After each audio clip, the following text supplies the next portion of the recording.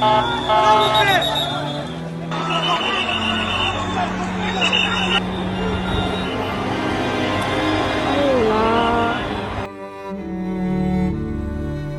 বোতাম চাপলেই তিনি ফিরে যেতে পারতেন।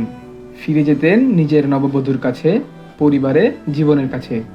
কিন্তু তিনি যাননি, কারণ তার সামনে ছিল একটি স্কুল, অসংখ্য শিশু, কিছু নিরীহ মানুষ, আর তার ভেতর ছিল একটি দায়িত্ব, একটি লড়াই নিজের সাথে আর রাষ্ট্রের দুর্নীতিগ্রস্ত সিস্টেমের বিরুদ্ধে। ফ্লাইট লেফটেন্যান্ট তৌকির বাংলাদেশ বিমান বাহিনীর এক উদীয়মান পাইলট। মাত্র 6 মাস আগে বিয়ে করেছিলেন, বাড়ি রাজশাহীতে। তিনি ছিলেন দায়িত্বশীল, আত্মবিশ্বাসী এবং উচ্চ দক্ষতা সম্পন্ন একজন ফাইটার পাইলট। তার স্বপ্ন ছিল আকাশ জয়ের, দেশ সেবা করার। আজ ছিল তার সোলো ফ্লাইট ট্রেনিং, একজন পাইলটের সর্বোচ্চ ট্রেনিং ধাপ, যেখানে তিনি একাই, বিনা কো পাইলট বা প্রশিক্ষক ছাড়াই একটি যুদ্ধবিমান অপারেট করেন। এই ট্রেনিংয়ে অংশ নিতে তৌকির উড়াল দেন পুরাতন কুর্মিটোলা এয়ারবেস থেকে।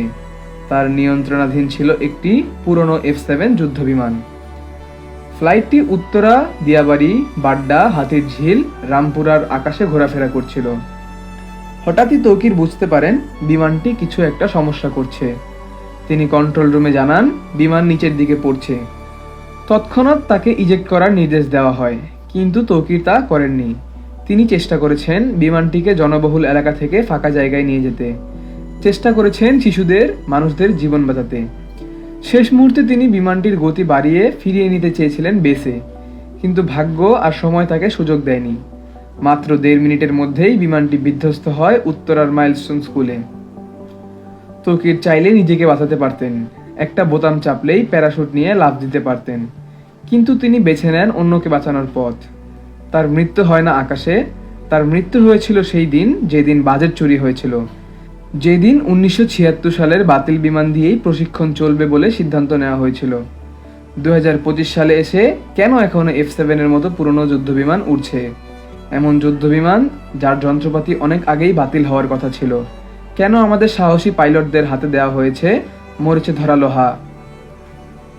এই প্রশ্নের উত্তর কি রাষ্ট্র দেবে? তৌকির বেঁচে থাকলে হয়তো আজ রাষ্ট্রকে কড়া প্রশ্ন ছুড়তে পারতেন, কিন্তু তার কণ্ঠ স্তব্ধ হয়ে গেছে বিধ্বস্ত একটি বিমানের ধ্বংসস্তূপে।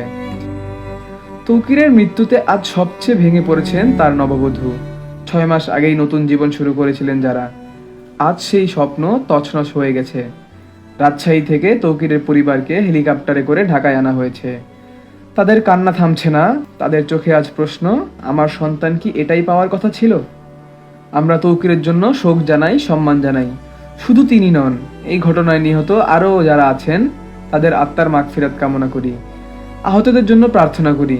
কিন্তু এর পাশাপাশি আমাদের বলতে হবে, আর যেন কোনো তরুণ তৌকিরকে একটা মরিচে ধরা বিমানের সঙ্গে জীবন বিসর্জন দিতে না হয়।